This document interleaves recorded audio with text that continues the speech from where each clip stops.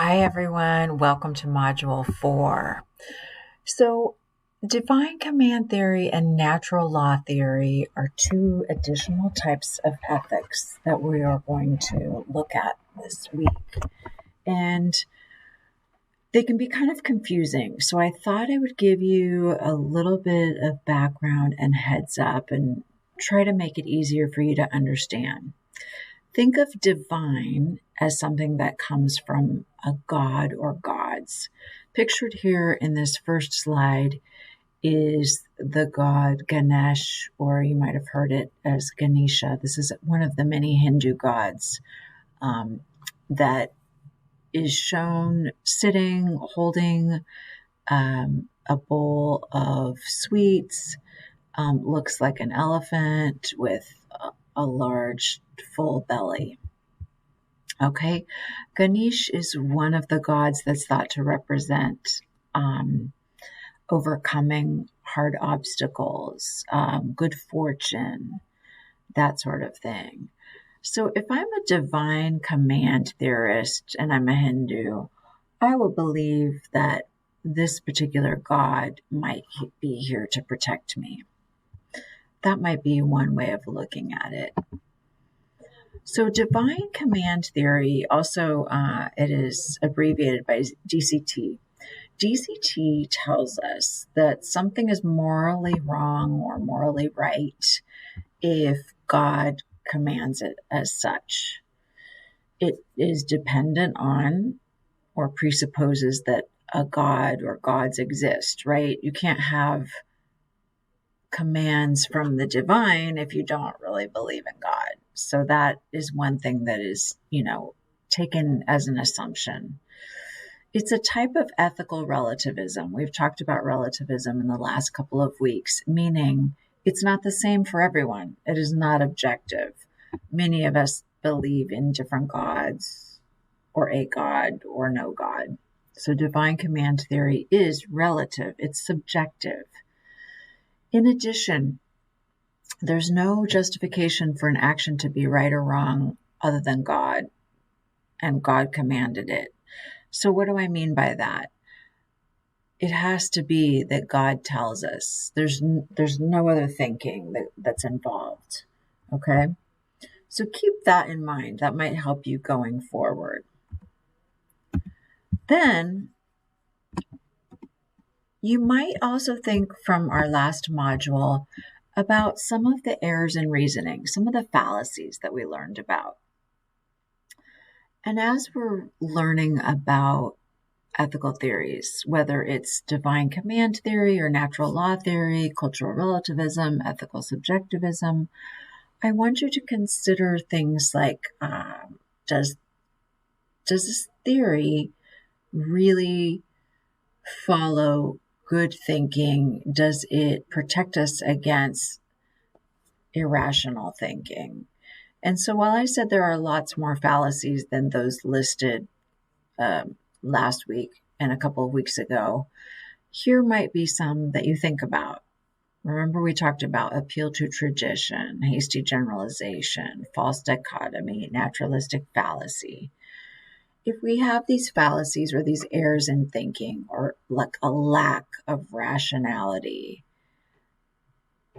might those ever occur if we are taking our morality from what we think God is telling us to do?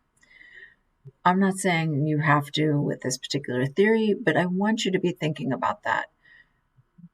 Does following this theory perhaps lead me to committing logical fallacies, errors in reasoning? So that's another thing to consider. And then some other things about divine command theory. Again, when we are considering ethical theories and we try to use them and apply them to moral dilemmas or some sort of thing that's happened in the world and say, well, what would someone who follows divine command theory think about XYZ? War, maybe something that happens in war, which can be terrorism or just terrorism for the sake of terrorism. So some of the many claims in divine command theory are these assumptions that God is perfectly good and just, that God makes great decisions, right? Morality, right or wrong, is dependent on and relative to God's will. God commands to particular people and groups override universal moral principles when there is conflict. What does that mean? If God tells me to do something, I take that as ultimate law, even if the rest of the world is saying, oh, don't lie or don't bomb buildings. If God is telling me, or God told a bunch of people that I surround myself with to do something, then that overrides anything universally. Example, you can see in this picture that these are the twin towers of the once standing World Trade Center, right? Those towers are not here anymore. And when I click onto the next slide, you'll see three images. One is the one from the last slide, and two others are images of the World Trade Center after it's been bombed. The top picture on the left on my side shows what looks like only one of the towers still standing and a huge plume of smoke over it. That would be probably the image from more so the New Jersey side. Whereas the bottom image has both of the twin towers still standing, and there's black smoke above both of those towers. This scene is probably, I think that's the Brooklyn Bridge in the bottom, very bottom portion. It's probably more from the side of Staten Island, out in the bay, where the two rivers, the East River and the Hudson River, kind of come together. Why do I include those? When we're talking about divine command theory, one of the things, if we're thinking rationally and we're questioning as good philosophers, what could be a problem with this theory? One of the things that I'm trying to show you with these images is, how can divine command theory end up with these two different outcomes? People in the United States, especially New York, might be saying, it's not right. It's not right to bomb these buildings and to kill all these people. Whereas another set of people's religion might have said, yeah, God told me to do this. And in fact, we know that was the case. God told a number of people to get together and plan and maneuver these bombings, which did kill a lot of other people. Okay, so that could be a problem for divine command theory. One set of people's God tells them to do this, one set of people's God tells them to do another thing. There's a conflict with right and wrong there. This picture shows an image of kind of like a cement statue man. Looks like it might be a male with wings, almost like an angel. This might give us the idea that someone is watching over us, right? Someone has kind of our back, or is controlling things on our behalf. And so when you think of divine command theory, I'm asking you, what's a rational way to think about this picture and how it might depict an idea of divine command theory versus emotive thinking that we talked about in the last module? Emotional thinking might make us feel really happy and relieved that this big kind of winged creature that seems to be presenting as a god or an angel is there for us.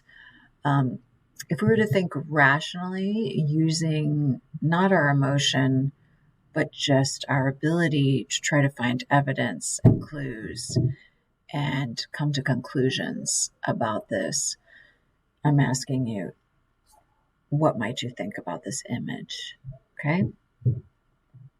How does that have anything to do with divine command theory versus natural law theory? Something to consider. Natural law theory, or NLT, claims that morality is universal and grounded in rational nature. So instead of saying, what does God tell me to do? Or what does my God tell me to do? I'm going to ask, okay, let me think about what's the best, right, and wrong. So when you think of natural law theory, don't think of like physics that includes such things as gravity, friction, inertia, biology, but of human nature in terms of what we can all know and our thinking process, as I talked about again in one of the last modules, rationally. What can we know? How can we reason to know what was right or wrong? Thomas Aquinas held that humans have natural law. Humans' natural law compels them to do good and evil. So he's a philosopher who said, look, humans will by nature, naturally, because they are so smart, come to think about what's good and what's not good.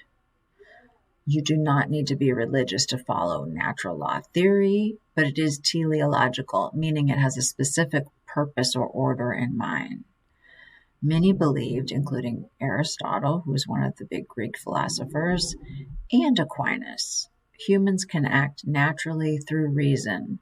They can find good and bad on their own. In other words, you don't need a divine creator to tell you what is good and bad. We can figure out on our own just through living in the world. So those are some of the things I wanted you to think about this week. Your reading will explain further. Always ask me questions if you have them, but I think you'll be able to find good questions. And if you're thinking critically, you might come up with reasons why natural law theory or divine command theory could be somewhat hard to follow. Okay? Have a great week. Enjoy this module, and I'll talk to you soon.